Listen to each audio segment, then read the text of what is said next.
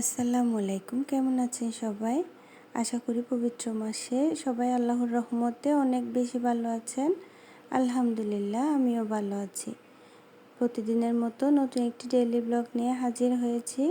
আশা করি ধৈর্য সহকারে ভিডিওটি দেখবেন। আপনারা যারা এখনো পর্যন্ত আমার ভিডিও দেখে যাচ্ছেন সবাইকে জানাই অসংখ্য ধন্যবাদ। আজকে রমজানের দ্বিতীয় দিন দুপুরবেলা রান্না করে আসলাম কিছু কাজ করে নিব বলে। ইফতারের জন্য সব কিছু রেডি করে নিব। ইফতারে আমি তান্দুরি চিকেন করে নিব। ছেলে মেয়ের অনেক পছন্দের। ছেলেটা রোজা রেখেছিল, তাই আমি ওর জন্য ইফতারে চিকেন তান্দুরি করে নিব। ওর পছন্দের একটা আইটেম তো থাকতেই হবে।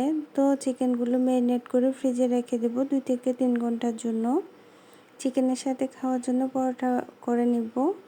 ডো করে নিচ্ছিলাম। ডোতে দিয়েছি লবণ, চিনি আর তেল। এরপর ছোলা পেঁয়াজের জন্য যা কিছু লাগবে সব কিছু কেটে নিয়েছি।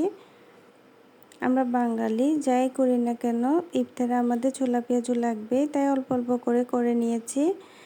এরপর আসরের নামাজ পড়ার জন্য চলে গিয়েছিলাম। নামাজ পড়ে এসে ইফতারি তৈরি করা শুরু করে দিয়েছি। প্রথমে ম্যারিনেট করা চিকেনগুলো বসিয়ে দিয়েছিলাম।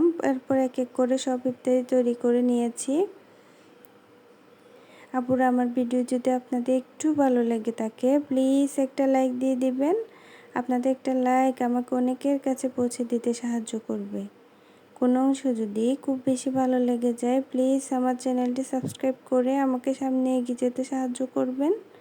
আজকে এ পর্যন্ত। সবাই সবার জন্য দোয়া করবেন। আল্লাহ হাফেজ।